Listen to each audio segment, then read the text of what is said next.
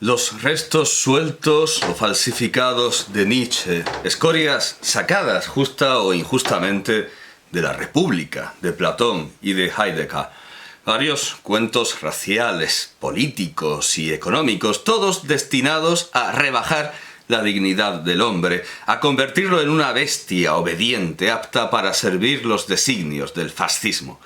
Y todo mezclado a la alta temperatura con Tratado de Versalles y bajas pasiones. Olvida Sábato, como he dicho, que las teorías de Gobineau también estaban falsificadas. Por cierto, que bueno que no considera que las teorías de Nietzsche estén falsificadas por los nazis, sino que son directamente nazis, es bastante más nazi que Gobineau, quien está radicalmente en contra de la esclavitud y satiriza continuamente a los padres de la libertad por haberla ejercido. Gustavo Bueno, en cambio, dice lo siguiente en su artículo de 2006, ¿por qué es absurdo otorgar a los simios la consideración de sujetos de derecho? Las sociedades esclavistas, dice, que han constituido la base de las organizaciones más poderosas de las sociedades políticas antiguas, y añade, y modernas. No es posible olvidar la necesidad histórica de la esclavitud de los negros en los orígenes de los... Y ahora al censor hay que decirle, esto lo dice don Gustavo Bueno, yo no lo digo, no sostengo que haya sido una necesidad histórica la esclavitud. La esclavitud es una vergüenza, es un crimen, es una lacra, no es una necesidad. No es una necesidad, como dice Gustavo Bueno.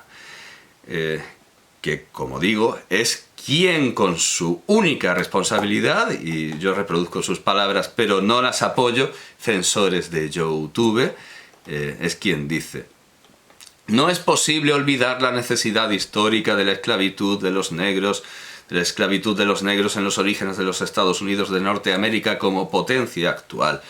Están estructuradas sobre relaciones de dominación y control de los señores sobre los esclavos. Y si los esclavos pudieron convertirse en personas, en sujetos de derecho, fue debido a su lucha permanente y a su esfuerzo de reivindicación, muchas veces heroico. Y si pudieron convertirse en sujetos de derechos, no fue porque recibieran graciosamente la condición de personas de quienes tuvieran la potestad de otorgársela.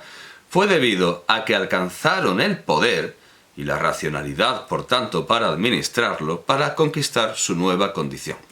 Es decir, hasta aquí bueno, es decir, que la condición de persona se adquiere solo mediante la voluntad de poder, de donde luego viene la racionalidad, y que la esclavitud es la condición necesaria para la primera prosperidad y pujanza de las naciones.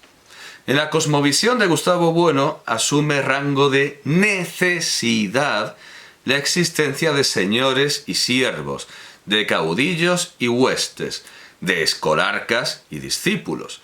En un breve comentario sobre... es el título, un breve comentario sobre el artículo de José Antonio Primo de Rivera, Germánicos contra bereberes, 15 siglos de historia de España, de 1998, publicado póstumamente en 2023, a Gustavo Bueno le parece interesante la postura del fundador de Falange. José Antonio dice, no dice José Antonio Primo de Rivera, dice José Antonio. Le sale el espíritu y la camisa azul, el espíritu de camarada. Acude a un criterio, dice, que recuerda asombrosamente aquel que el conde de Boulainvilliers, Histoire de l'ancien gouvernement de la France, utilizó en el siglo XVIII para reconstruir la historia de Francia. Y ahora cita a Boulainvilliers. Hay dos razas de hombres en el país, pone entre corchetes, Francia, el país que es Francia, francos y galos. Todos los francos fueron gentilhombres y todos los galos plebeyos. Los galos se convirtieron en sujetos, quiere decir súbditos. Los francos fueron amos y señores. Después de la conquista, los francos originarios han sido los verdaderos nobles y los únicos capaces de serlo. Al final, estos todos tienen razones bastante poco místicas, como ejemplifica maravillosamente Sir Walter Scott en su Ivanhoe. «¿Cómo llamas a esos brutos que gruñen corriendo a cuatro patas?», preguntó Wamba. «Marrano, swine, necio». Quiero decir, llama al bufón necio. «Marrano, necio, marrano, swine», dijo el pastor. «Todo necio sabe eso».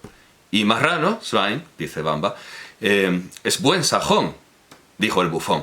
«Pero, ¿cómo llamas a la marrana, cuando está desollada y tendida y hecha cuartos y colgada de sus talones como un traidor?» «Cerdo, pork», respondió el porquerizo. «Me alegra que todo necio sepa eso también», dijo Wamba. «Y cerdo, pork, creo, es buen franco-normando. Y así, cuando la bestia vive y está a cargo de un esclavo sajón, lleva su nombre sajón. Pero se convierte en normanda y se le llama cerdo, pork, cuando la llevan a la sala del castillo para ser festejada entre los nobles. ¿Qué pensáis de esto, amigo Gurt? ¡Ja! A Gustavo Bueno, la clasificación de José Antonio, Primo de Rivera, no vamos a andarnos con confianzas. De ahí a decir Gabo y Madiba hay un paso. La clasificación de José Antonio, Primo de Rivera, le parece un poco racista. Si bien, dice, según un racismo sui generis, que valora en la raza tanto o más que sus caracteres estrictamente zoológicos, sus cualidades espirituales. Dice, pero vamos, eso es racismo de libro. José Antonio Primo de Rivera dijo que en España no había racistas y poco después sus huestes atacaron el Sepu porque era propiedad de judíos. José Antonio Primo de Rivera era racista, y no un racismo sui generis. Era racista y punto, porque me da igual lo que se valore, si se valora dependiendo de la raza, y se supone que la única razón de que alguien tenga tal o cual cualidad procede de su raza. Eso es racismo, ya está. Le parece un poco racista, dice Gustavo Bueno, y poco científica. Gustavo Bueno prefiere una confrontación ideológica y no racial. Pero al igual que nuestros antepasados españoles, que pretendieron lo mismo y acabaron hablando de limpieza de sangre y señalando la nariz de Góngora, y al igual que los nazis, que mistificaban sobre condiciones invisibles, recordemos las dos fotografías de 1933 que Alfred Eisenstadt tomó a Goebbels en los instantes antes y después de que le dijeran que Eisenstadt era judío, algo que Goebbels habría sido incapaz de discernir si no se lo hubieran dicho. Esta pretensión da en esencialismos que no por hacerlos provenir de concepciones filosóficas son menos absurdos que los basados en los cromosomas o en el perímetro craneano. Este esencialismo se hace patente en una especie de fatua que ofreció a Javier Neira para la Nueva España el 16 de septiembre de 2001, con el titular «Hay que destruir las raíces del Islam con el arma del racionalismo», lo que resulta bastante pretencioso viniendo de alguien que se predica, entre otros imposibles de razón, ateo católico y materialista platónico. Intuía José Guillermo García Valdecasas que todas las disputaciones medievales entre cristianos, moros y judíos están truncas y no se reproducen nunca como debieron ser, porque las habría de ganar siempre el moro, que conocía su ley y también la del cristiano y la del judío. Muy felices se las promete Gustavo Bueno contra nuestro Ibn Hazm, contra nuestro Abenpace o contra nuestro Averroes, y esto sin contar con los musulmanes del resto del mundo. Bueno condensa toda la filosofía del Islam en Averroes, y desde luego está bastante lejos de destruir el Islam con el arma del racionalismo. De hecho, la conversación para la Nueva España resulta profundamente irracional y merece ser citada. En todo esto, dice, sigue funcionando la disputa entre Santo Tomás de Aquino y Averroes, el entendimiento agente contra averroístas. Santo Tomás sostiene que la razón, el entendimiento agente, es individual. Dicho de otra manera, sostiene que es corpóreo. Porque, claro, Santo Tomás es un materialista para Gustavo Bueno. Mientras que Averroes sostiene que es supraindividual, que nos envuelve a todos los hombres, que alguien piensa por nosotros. Es la revelación, es Mahoma, es el fanatismo, un terrorismo como el que hemos visto estos días en Estados Unidos, es de unos individuos que ponen entre paréntesis su vida.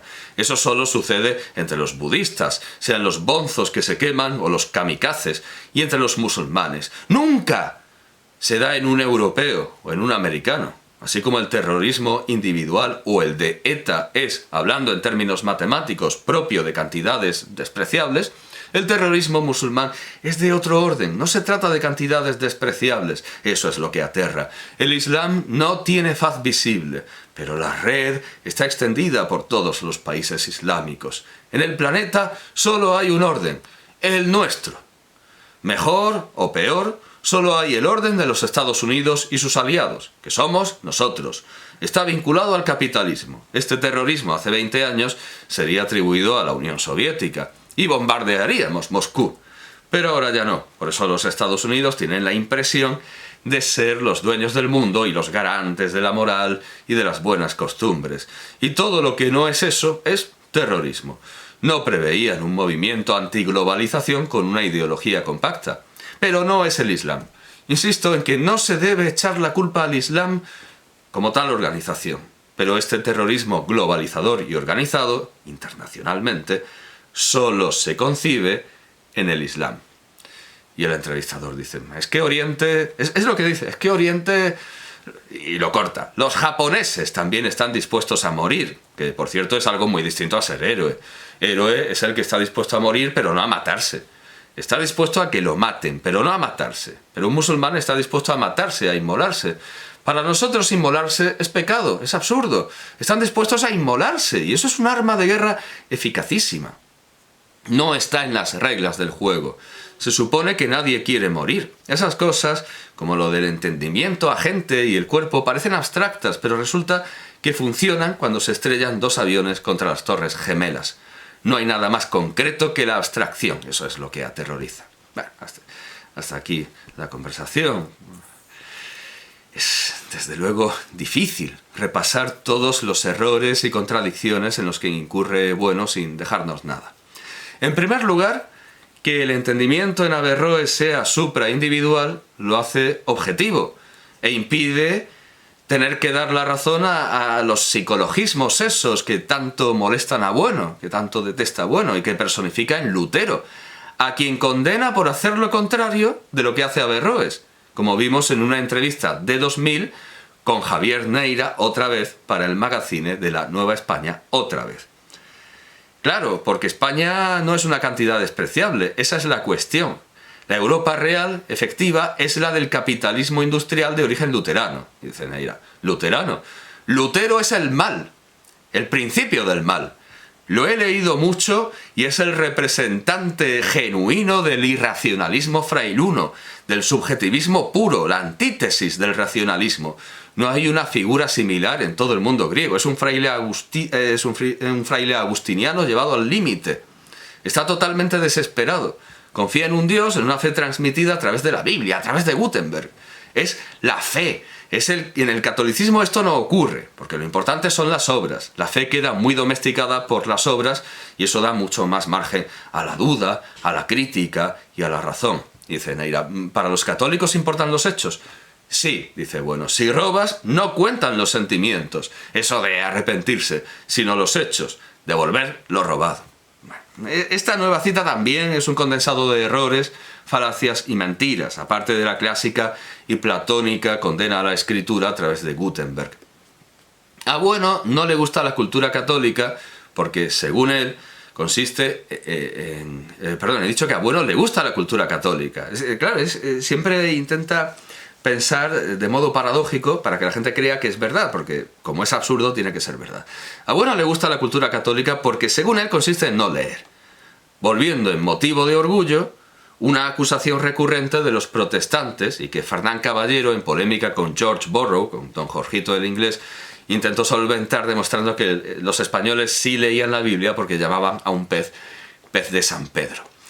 Gustavo Bueno viene a decir lo mismo que José Saramago, cuando presentó su libro Caín en 2009, es decir, que el relato decía que no causará problemas en la Iglesia porque los católicos no leen la Biblia y que sin la Biblia, dice Saramago, seríamos otros, probablemente mejores.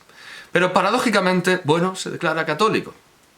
Ateo, católico, vamos, siempre en paradojas. Aunque son sus discípulos quienes han llevado al extremo la inversión de los prejuicios protestantes contra los católicos hasta haberse convertido en una especie de Ku Klux Klan cuyos enemigos no son los católicos, sino los protestantes y los anglos. Uno de ellos, Santiago Armesilla, uno de los más absurdamente populares, ha llegado a decir que un español que prefiere antes a un blanco germánico luterano, son sus palabras, un español que prefiere antes a un blanco germánico luterano que a un mulato hispano católico es un mal español, haciéndose eco de la memorable frase de 1994 de Xavier Arzallus: yo no soy racista, yo prefiero a un negro que hable euskera que a un blanco que lo ignore, como si el problema fuera lo que se prefiere y no el propio hecho de preferir. Gracias a la televisión y a Internet, bueno, logró invertir la condición esotérica de los acúsmata y la condición exotérica de la escritura, usando los primeros para su paideia totalitaria y la segunda, la escritura, para evitar ser criticado, como vemos al final de la nota de 2006 de La Nueva España, firmada por Pilar Rubiera, intitulada «He escrito este libro por patriotismo. Me avergüenza la simpleza de Zapatero». Bueno, pues dice la periodista. A la hora del coloquio, polemizó con Inés Illán, profesora titular de latín de la Universidad de Oviedo, y con el arquitecto Alfonso Toribio, presidente de Tribuna Ciudadana.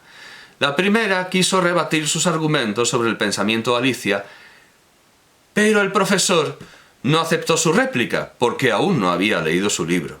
Toribio, que había salido en defensa de Illán, se llevó un rapapolvo de bueno, que le llamó burócrata por pedir que se dejase intervenir a la filóloga. Es decir, después de largar ante los pacientes y educados oyentes, siempre demasiado educados, sus acúsmata llenos de prejuicios y datos falsos o inventados, a la hora del coloquio, bueno, hizo que no hubiera coloquio, limitándose a señalar con el dedo la letra escrita, como hizo Lutero en su no debate con Ecolampadio. No entraré ahora en las falacias de aquel acto para exponer su libro, y al que no debería haber asistido si realmente creía que era incapaz de exponerlo oralmente de manera suficiente y válida, sino que desbarbaré las de su crítica a Lutero para poder seguir con sus insultos contra Averroes. Dice que para los católicos lo importante es devolver lo robado, pero es falso. Para los católicos la absolución depende del arrepentimiento y del propósito de enmienda, no de los hechos. Depende del arrepentimiento, del propósito de enmienda, de la confesión auricular, pero no depende de los hechos. De hecho, el propósito de enmienda no necesariamente tiene que incluir devolver lo robado, como expone cómicamente Leonardo Sciascia en Todo Modo, a propósito de la doctrina de los jesuitas. Y los jesuitas no le parecen a bueno una degeneración del catolicismo, como viene a decir del Opus Dei al final de la entrevista de 2000. Concretamente lo que dice es: el padre Arriaga, jesuita, el padre Arriaga, ya en el siglo XVII, dice que es posible el evolucionismo. Los grandes dogmas de la cristiandad los fue desmoronando la ciencia y el catolicismo se fue replegando, cosa que no ocurre en otras religiones, a las que les da igual. La Iglesia estaba hecha de intelectuales, de filósofos, de gente que tenía que demostrar la existencia de Dios. Cuando eso falla por el avance de los descubrimientos científicos y filosóficos, se queda sin contenido. Entonces se pasa al sentimentalismo, a las devociones sin más. Es, en buena medida, el caso del Opus Dei. Cosas poéticas.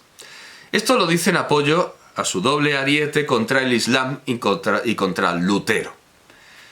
La Iglesia católica es filosofía griega y derecho romano. En el catolicismo hay mucho más racionalismo que en el luteranismo, que es nulo, y que en el islamismo. El luteranismo conduce a los campos de concentración, porque es el imperativo categórico. Hitler tenía su imperativo categórico. Pero qué basura es esta, ¿no? En serio. Hitler tenía su imperativo categórico, sus valores éticos, como cualquier otra persona. El ataque a los judíos viene de Lutero, que empezó en serio ese proceso. Naturalmente que ambas afirmaciones son falsas. El ataque a los judíos viene del catolicismo. En los juicios de Nuremberg, el abogado de Julius Streicher, el doctor Marx, mostró imágenes de obras de arte católicas que precedían en muchos siglos a la propaganda nazi de su defendido. Y Lutero, que en 1543 comentó en Von Schelmhoras und vom Geschlecht Christi la imagen de la cerda de los judíos, Judensau, de Santa María de Wittenberg, no fue precisamente quien esculpió esa imagen, sino los católicos, en fecha tan remota como 1305. Además, los artífices del Holocausto, Hitler, Heydrich y Himmler, fueron todos bautizados y educados como católicos, al igual que los principales responsables del genocidio en Ruanda. Y por decirlo todo, Pol Pot estudió también en una escuela católica. Y mucho antes que el jesuita Pablo José de Arriaga preconizara la teoría de la evolución, ya lo habían hecho los musulmanes al-Jahid, Ibn Miskawayh, o Miskawayhi, al-Biruni e Ibn Khaldun, o Ibn Khaldun, que no son desde luego nombres oscuros ni desconocidos para la gente culta, claro. Pero debemos volver a la entrevista fatua de 2001. No habíamos quedado, ¿verdad? Creo que... Sí. O sea, es que, claro, hay tantas falacias que es como la paradoja de Aquiles y la tortuga. Al final, no, digamos, sí, al final alcanzamos el punto por el que estábamos, que era Averroes. Averroes, acerca de quien debemos añadir que su noción de supraindividualidad le permite justificar que no todos los musulmanes tienen que darse al yihad, que es una obligación de la comunidad y no del individuo. Curiosamente fue la Fundación Gustavo Bueno la que publicó en 2009 el libro del yihad. Está desgajado de una obra mayor, claro, lo publicaron como el libro del yihad, pero es libro como un capítulo. No es que Averroes tuviera un interés especial en la traducción de Carlos Quirós y en edición de Manuel Enrique Prado Cueva. Pensemos que lo publicaron para conocer la ley de los otros y no con la intención de desprestigiar al Islam y a Averroes. Luego dice Bueno que el desprecio al individuo pertenece solo al budismo, especialmente en su versión japonesa, y al Islam. Entendemos que a partir de Averroes. Pero desprecia por no heroico el suicidio japonés, a pesar de haberlo puesto implícitamente como modelo, aunque solo cita el suicidio estoico, para su eutanasia procesal.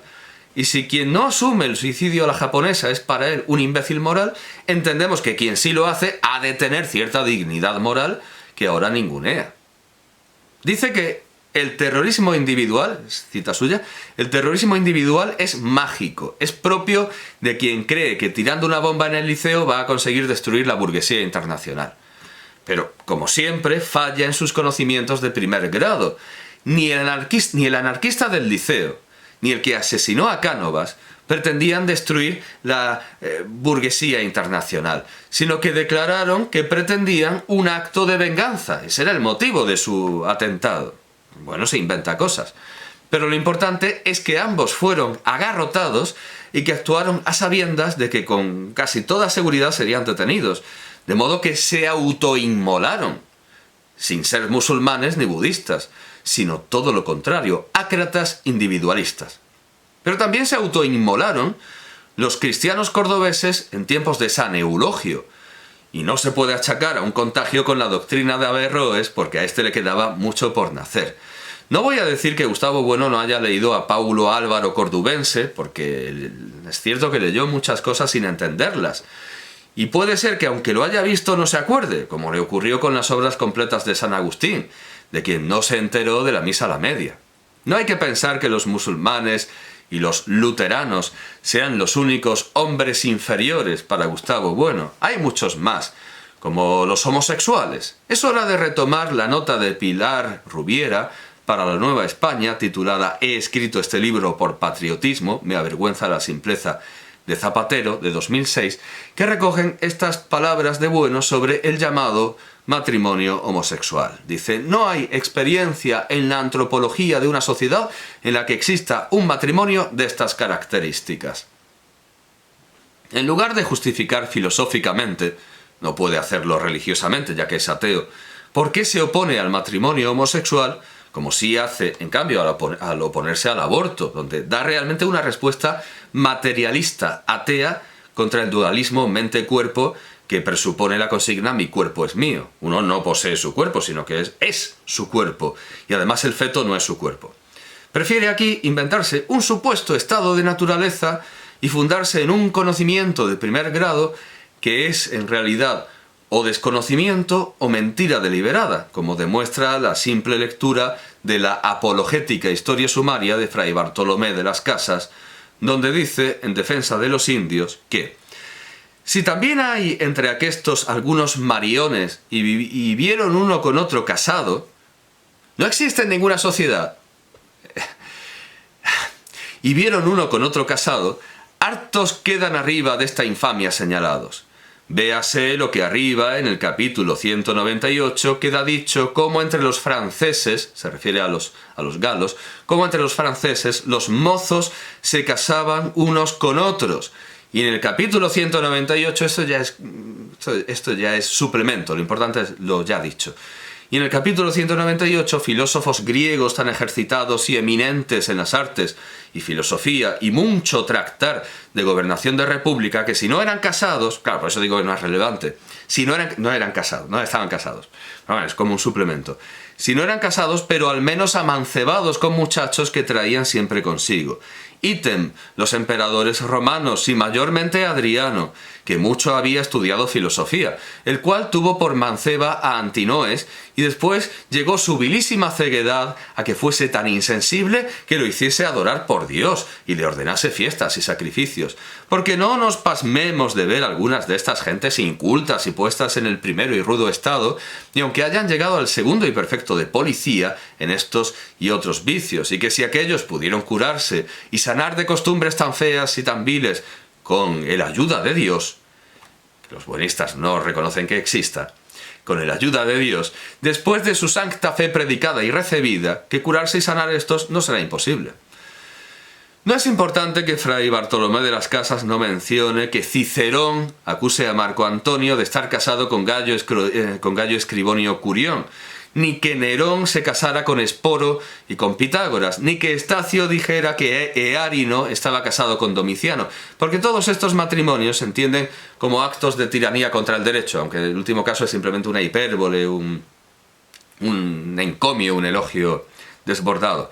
Pero sí que señale a los celtas, a quienes, con los precedentes expuestos por Aristóteles, Diodoro Sículo, Estrabón y Ateneo, Eusebio de Cesarea y Bardesanes de Edesa acusaron de practicar el matrimonio homosexual.